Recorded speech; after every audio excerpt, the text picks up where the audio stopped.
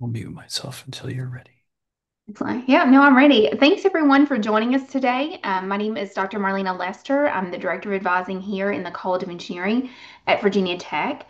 And this session that you're about to attend, either live or watching the recording later, is part of our engineering orientation virtual academic advising and course registration process for all new students. So we're talking about new transfer students, new first time in college students in general engineering, and of course our folks in building instruction as well. So all new students, families, and friends, welcome to this session. So I'm joined by my colleagues, David and Jeff, who are here to talk about our engineering computer support requirements and all the things related to computer details.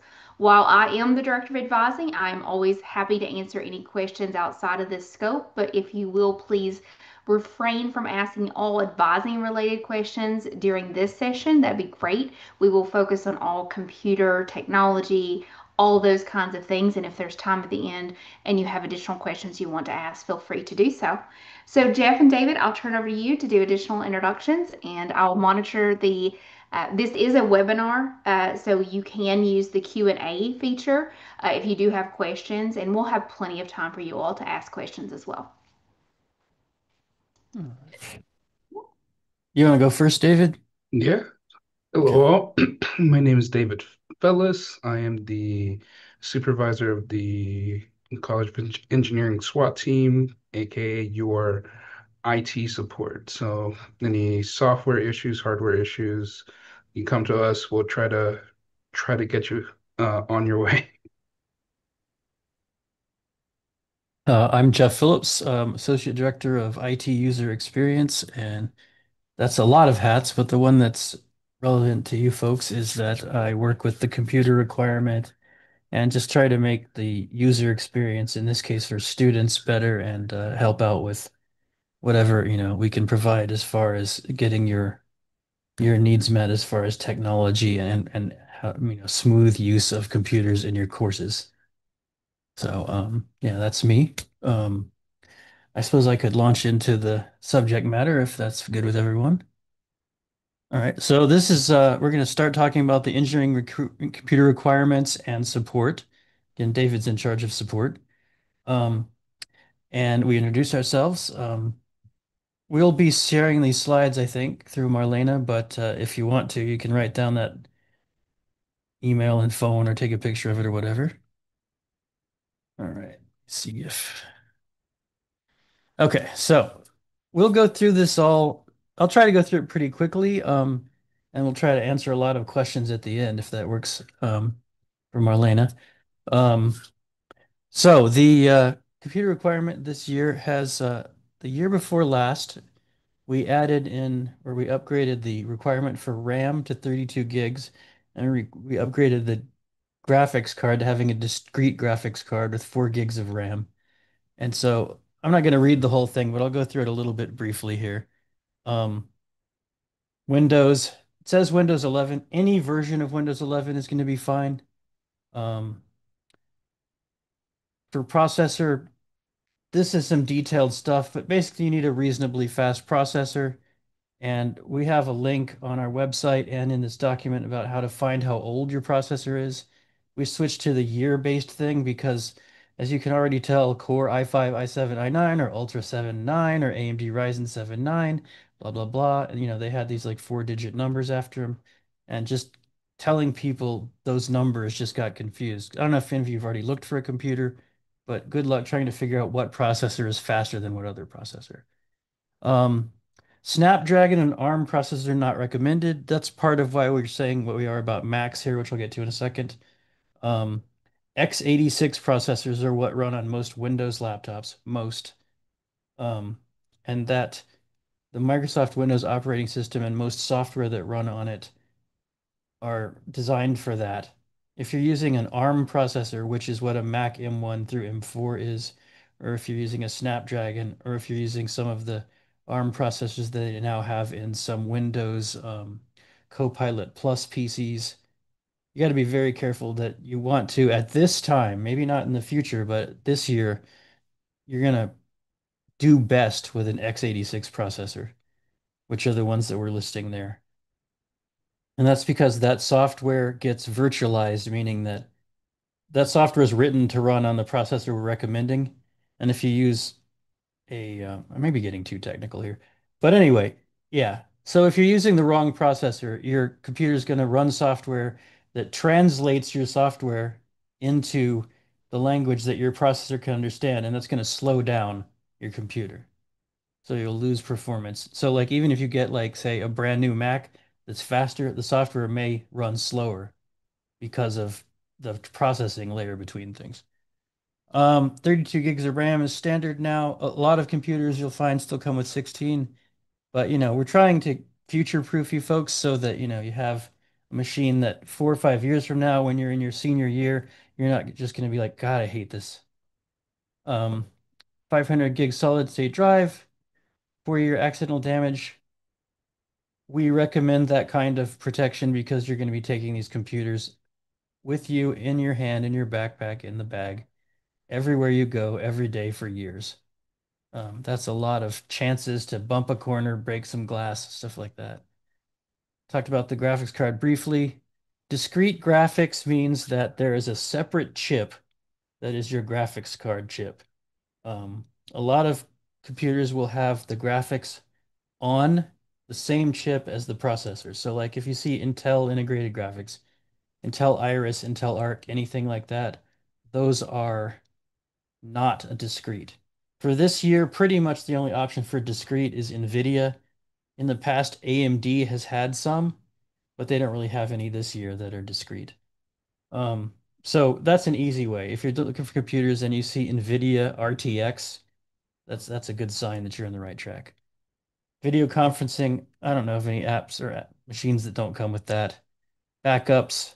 So Virginia Tech's used to give a lot more storage space. But Google and Microsoft drastically increased the price of storage space. And so we recommend if you want to back up your software and your assignments that you either have a cloud drive or an external drive that you can plug into your laptop and make your own backups.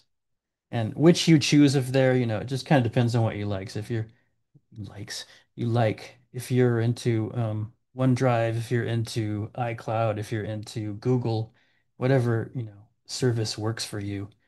We don't have a preference. We just want to make sure that you do your best to back up things so that you don't lose your work. Um, Macintoshes. All right. I am not anti-Mac. None of us are. However, I talked about the processor thing. Um, you will have to run Windows programs in this major. And so that's why we say this. Computer science majors are pretty uniquely qualified in that once they're done with the first year, which you usually can get away, and David might know some more specifics about that. You usually can get away with a Mac the first year if you buy Parallels or another virtualization software, which does cost money every year. And it does add complications to what you're doing because you have to run Windows on top of Mac. But basically, we don't recommend a Mac unless you're a CS major. I already talked about warranties and I already talked about graphics cards. The graphics cards help with visualization heavy software. Again, there's links to various things. This purchasing options pages, when you get the PDF or if you're trying to find things, if you're having trouble figuring out what to use, I would consider taking a look at the options for purchase page. We have videos up there where you can go to, I think, Dell and HP and Lenovo and Microsoft. And they will like walk you through like, okay, choose these things on the side column that lowers the amount of possible computers until you get into you start with like 600 options. Like, what on earth am I going to buy? And if you put those filters on, eventually you'll see like 10 computers that meet the requirement and you can actually make sense of it. Okay, so that was a lot, but I think we can slow down now a little, and then we'll have lots of questions about that stuff probably. Software bundles. Hey, you want to take this one, Dave? I'm exhausted. Yeah, I can take it. Thank Um, you. so there's two major software bundles that are mandatory purchases when you attend VT. The first one, all undergraduates have to purchase, and it's essentially your student license for Office 365 and Windows. Uh, you unfortunately can't avoid purchasing this, even if you have an existing subscription. Um, and the Windows part is essentially Windows 11 education. So if you need to install Windows on a laptop and you don't have a license for it for whatever reason, you can use the one provided for you in that bundle. The engineering software bundle uh, is a bundle of the 6 or 7 softwares listed here. The main two you'll be using when you enter your first year will be SOLIDWORKS and MATLAB. And the rest of the software in the bundle you might not use until later in your academic career. There's other software that is available to students in general at the university level, such as AutoCAD and JMP Pro. That does require separate registration. It doesn't go through us, but it sort of interacts with the vt.edu email address that you have. Um, and I think that's about it. There are some open source softwares that some courses use. Let's see here. Were you pointing at something, Jeff? Oh, sorry, I was turning on the controls so I could turn my mic back on. Ah, I see. Apologies, mouse jumping around. Hey, David, will you Yes. cover a few details about when the actual software can be downloaded and all those details that you kind of have there on the left side of the Ah, screen? yeah. Thanks for that. All right. So usually, let's see, undergraduate bundle, uh, that's built and available about uh, a few months before classes start. Usually That should be at, coming soon. yeah, I'll jump in usually. if you don't know the dates. Do you know the dates? Yeah. Yeah. Oh, yeah. Go ahead. So once you guys get billed, which should be any time now, you basically start getting access very soon. I would suspect within the month of July, you'll be able to go to network.software. Oh, it's on the side. Network. It's really rare that I have a slideshow that I don't have to look at, but this one I've given 100 times. Network.software.vt.edu. You'll log in there with your PID and password, and then there'll be a list of what you can download. So if you already have an email, you can probably log in there right now, and it'll either list like nothing, or you'll find out that you're already covered and you can start downloading things. And if you keep checking that, sometime in July, you're going to have a big list of stuff you can download where it used to be empty. That's the not a huge list because that's going to be the Virginia Tech bundle will be what you get first. Then about a week before or possibly even during the first week of classes, your engineering bundle software will appear there for download too. So if that's not there yet, that's normal. That one always comes right around the start of the semester, plus or minus a few days. And you should be fine there. I don't think you're going to be like having a MATLAB assignment day one. No. And if ever, yeah, go ahead, Dave. Most of the intro engineering courses require the software to be installed like either second or third week. Yeah. So And if no one else has access, then they'll probably notice and not and work around it. But yeah, so those are the dates for those. Again, if you have questions about that, we can help as well. That page, undergraduate software, David was talking about that briefly, the URL at the bottom here. There's a huge list of software. Everything here in no cost. I think AutoCAD and a couple others require registration, like Dave was saying. But they're at a no cost to you once you register because you have a student license. A bunch of others are just free or like paid for by your being a Virginia Tech student. Then open source stuff is just free. So should we jump on from software? Okay, let me see if there we go. Hold on a second here. This is just a few things here, not the most pretty slide. We already talked about that. A lot of people ask us if you have to buy your computer from Virginia Tech Bookstore. You don't. There's some advantages to it. If you want to get local service with less hassles, you might want to do there. They do have competitive prices. When you look at their prices versus the sites that, like, let's say they have a Dell at the bookstore, you would need to look at the same Dell. The bookstore is only going to be selling probably business grade Dells. So like if you go to like Best Buy or something and you see like a $1,200 Dell, you might see a $2,000 Dell at the bookstore, but that's going to be a business grade machine. It's going to be built to last longer. There's nothing wrong with those cheaper machines other than they may have a shorter lifespan. Which, all computers are kind of disposable these days, which is crazy that something that's 3 grand is disposable, but here we are. Um, But yeah, so that's why we say get a warranty. Because if you get a 3 or 4 year warranty, which we recommend a 4, then you're going to have a computer throughout your 4 years here at least. And they have to fix it if you get the warranty that has accidental damage, whatnot. David probably knows tons more about the ramifications of whether or not you have a warranty than I do. Um, but yeah, so you can buy any computer, and like I said, in the end, that's what makes this challenging.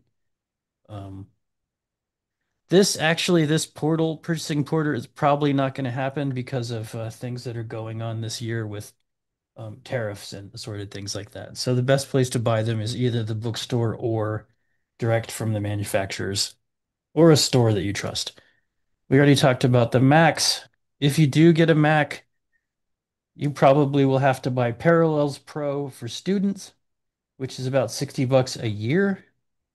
And then you can run most Windows software on a Mac. We can't really be sure that the things will run, and I jumped ahead. That's what's tricky. Can I bring any other computer? Um, we really recommend you bring what it says on the requirement because you'll just have a better time. You know, there's always someone who can get away with it, but it's going to be work. So, all right. This is our SWAT site That's me. slide. All right. So as I mentioned before, I'm in charge of the SWAT office, aka your IT support. So our team is composed of solely student wage employees. So it would be is generally going to be your fellow College of Engineering students, although we aren't limited to just them. Excuse me.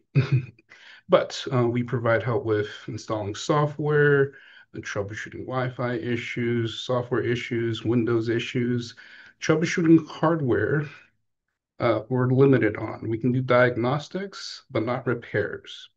And where we make up for that is our loaner program. Should your computer be in need of repair and you need to send it out, we can provide you a loaner uh, until it is sent back and you have it all set up and configured again, ready to use for your coursework. So what that means is that even if you got it back, and you still need to install like MATLAB and SolidWorks on it. Once you're ready to take that computer to class, you can return our loaner and you'll be good to go. And yeah, you can always reach us at swat@vt.edu. Easy email to remember. You can also visit our website or give us a call, and we can create a ticket for you and ensure that we're able to give you the help that you need. Let's see here. Now, there were a couple questions about Windows bought in China that I wanted to answer. So let me do the answer live function real quick. Um, Oh, Windows hey, from, David, you want to yeah, stop for 1 second? yes. Sorry, we're pretty much at the end of the slideshow, so we're about Ah, ready to do what you were saying anyway, which is answer the questions. So yeah, questions. Take a look at this slide. We will provide this through Marlena, but you guys can also just screen capture or take a snapshot of this. This is all the contacts. And now I will go back to letting you answer questions, Dave. Sorry. It's just like, but you're at this last second. Anyway, go sorry ahead. about that. No, All it's right. good. I accidentally answered one of them live, but it was similar to the one that was posted first, so I'll answer that one. Windows in China is different from the rest of the world. Um, so off the top of my head, I don't know the answer to that. But what I can say is that we've had multiple students come in, international students from China. Some of them do bring computers that they bought from there.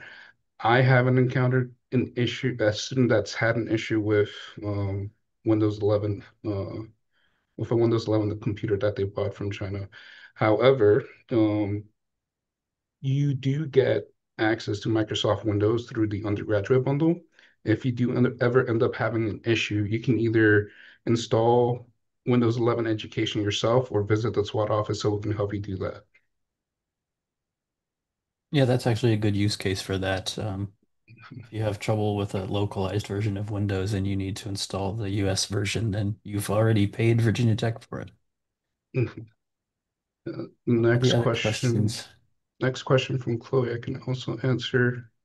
So if you buy a computer halfway through your academic career at BT, um, you'll be able to access that link. Again, yes. You won't have to pay for it. Essentially, that link, network.software.vt.edu, is lists all the software that you currently have access to. Um, so as long as you have access to the software, as long as the VT's database says this student has access to SolidWorks and MATLAB, you'll be able to go to that link and download it from there. The only thing I would recommend is that you only have software running on one computer at a time so you don't run into any licensing issues. See here. I'm looking at Nancy's question. You're not able to download before going on campus. You can download, what was I talking about? The network.software.vt.edu site. You can download the Microsoft software sometime in July, possibly now, but definitely sometime in July. And you can download your engineering software more towards the first week of classes or the first week before classes. That's just how those packages are released for use. So you don't have to go anywhere. You don't have to like get any disks. You just go to that website and you'll be able to download whichever software has been made available based on your license. So that's the timeline, and you can download it whenever after that. Um, oh, did you have something, Marlena? Oh, you're just deleting. Okay. Um, Computers we highly recommend. We recommend business grade machines. That is a really common question. And so because we're vendor neutral, we have trouble giving a direct answer like buy a, you know, Dell Model 6502 or whatever. Um, you can find machines that have those specs. I would encourage you to go out to some of the sites and try to find one that meets those specs.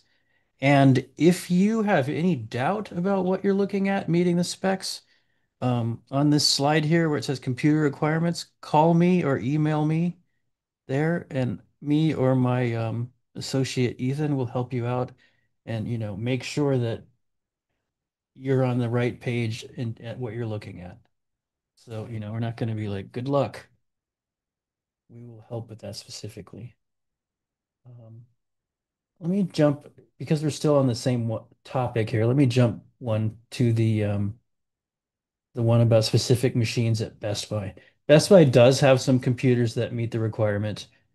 Some of them, they're not likely to have too many that are technically business grade, but they do have some that meet the requirement. If you get their warranty, I think the Best Buy warranty usually only lasts 3 years. The So you may be aware of that because if you want to assure that it lasts four. But they do sell machines that are at Best Buy. Again, I don't have a specific. We've got an inch. Well, I mean, there's always a million computers, but this year it's really interesting too because certain things that are like political are going on that make it really hard to tell what's going to be in stock anywhere at any time for what price. So it's a bit of a challenge, but there's a lot of machines that will meet it. Hopefully that sort of answers that. You can find something at Best Buy. And again, like I said, that top left one there, if you find a machine you think is what you need, but you're not sure, get in touch and we will help.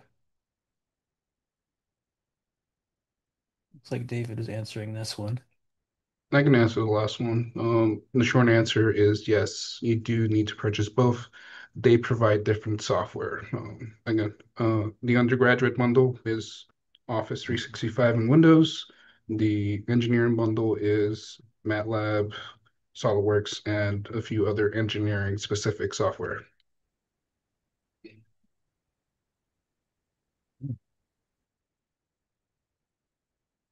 Oh, not a ton of questions. Okay.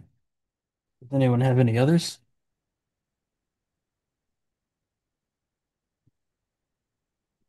Oh, there's a few. Let me answer the Mac one. You have an M4. Well, that's a fast computer. Trying to see if I can get away with parallels instead of buying a computer. We do actually. We have a list of software. Let me go back here.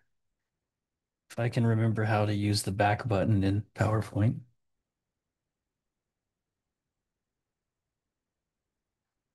Yeah.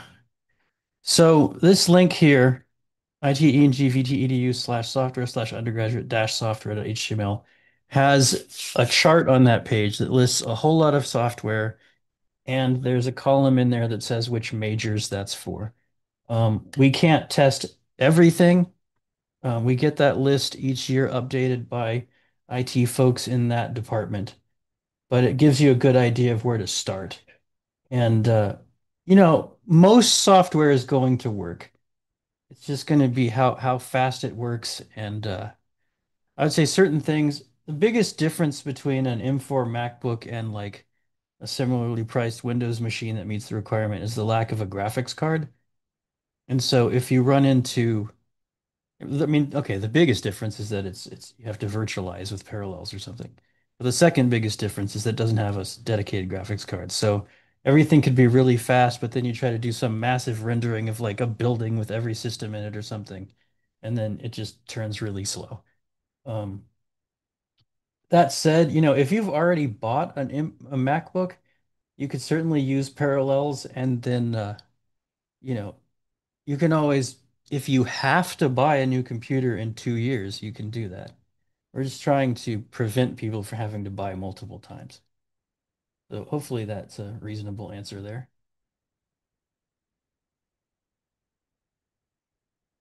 Having 30. We highly recommend having 32. Yes, that's the bare minimum these days. If you have 16, I would say depending on your computer, you could see if you could upgrade it. Um, Not all computers can do this, but some can be opened and have more RAM installed. But yeah, if you haven't bought already, don't go 16.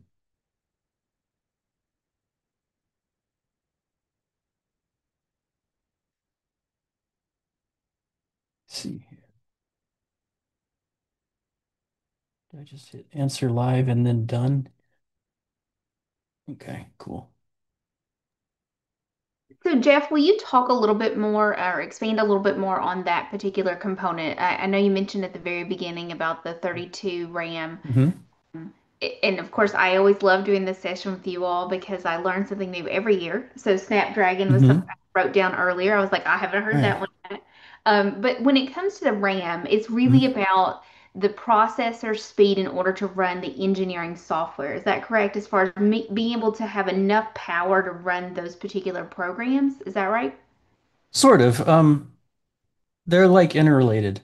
The processor speed, it's like, I mean, I'm gonna get into a silly analogy here, but like this, it really is like RAM is memory. So it's like how smart are you and how fast can your brain work is your processor speed. And then RAM is how much memory you have, literally. So like, if you can only remember 7 letters and you're really fast, that doesn't help that much. So, but yeah, the more RAM you have, the more things can run at the same time. Like most people these days don't carefully close programs. Most people leave 17 browsers open at the same time while they're also running, MATLAB or something, while they're also running, I run Slack and Teams and OneNote and all that stuff all the time. You guys might be using different stuff. But, the more stuff you have open all at once, the more things you're doing all at once, the more RAM you're going to need. Also, when you're doing heavy computing intensive things like rendering, I talk about a lot about rendering, a lot about like high compute power things like, you've got I like to use the example of some of the CAD stuff. You've got a model of something. Like imagine like instead of a, you got a model of a cube, right? You can spin that around really fast, do whatever you want. Now you've got a model of a car and it's got 17,000 parts. Spinning that around fast, now that's where you need more RAM because it's keeping track of all of those things. And this is, simplification, but basically the more RAM you have, the faster your computer, the more things are going to be able to keep track of in the computer at the same time. And 16 is sort of the standard in shops, and we always try to keep a little bit ahead of the standard because we're looking at, again, we're For trying to advise you on what you're going to buy now that's still going to be useful to you 4 years from now. Go ahead, Dave. Yeah, I was going to say 4 years later. Yeah. Marlena, you had mentioned the Snapdragon processors, Yeah. right?